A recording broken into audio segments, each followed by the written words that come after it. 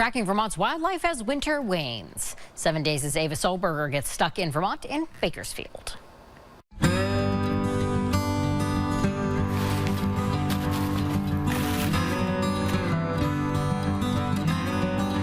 We are here in Bakersfield and we are going on a tracking adventure with wildlife tracker and naturalist Sophie Mazowita. We've got more deer tracks through here. Every new piece of wildlife sign that I learn to recognize just helps light up the woods with all the activity that's out here.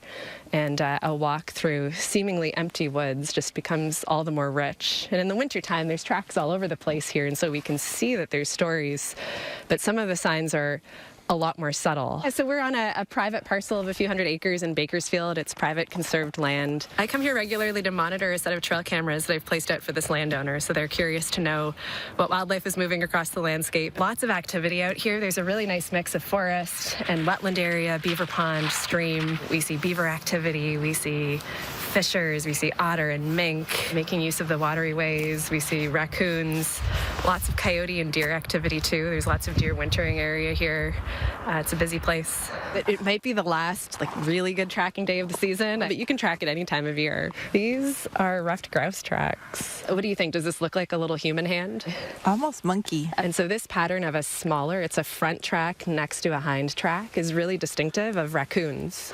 It's a raccoon! This is raccoons walking in a particular way. There's kind of a hint of claws showing up in the tracks, and actually right here at the tip of these tracks is the nicest. You can see these two little indentations. So my question is always, what's the overall shape of the track? How much weight is in the palm pad versus the toes? And this is a very toe-heavy track. Based on this size, it looks like a small coyote. This looks like lots of footprints. It looks like. Yeah, deer party coming up through this way.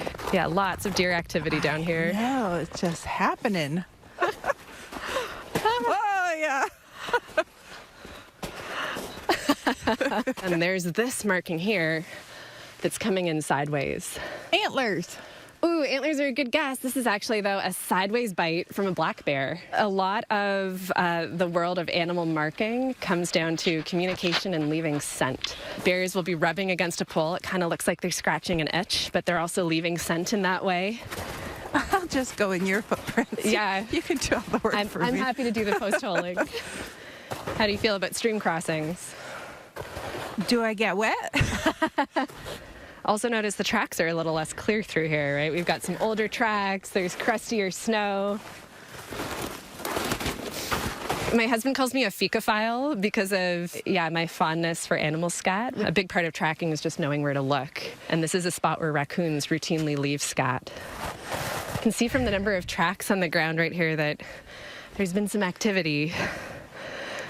It all looks like footprints, but then we do have a pile of additional scat here.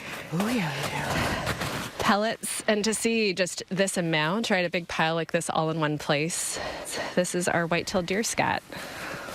Tracking it's a series of mysteries, right? Like we notice that there's been a lot of activity here. We see old snowed-on deer scat. We see a bunch of tracks, and oftentimes we need to remind ourselves to expand our awareness and what we're looking at, and remember to look up and look all around. Ultimately, it really comes down to connection, right? Just connections on the landscape, helping others connect, and tuning into that power of observation, and just becoming more connected to what's out here.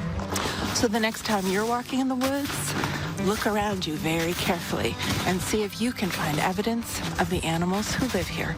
And we will get stuck in Vermont with you again real soon.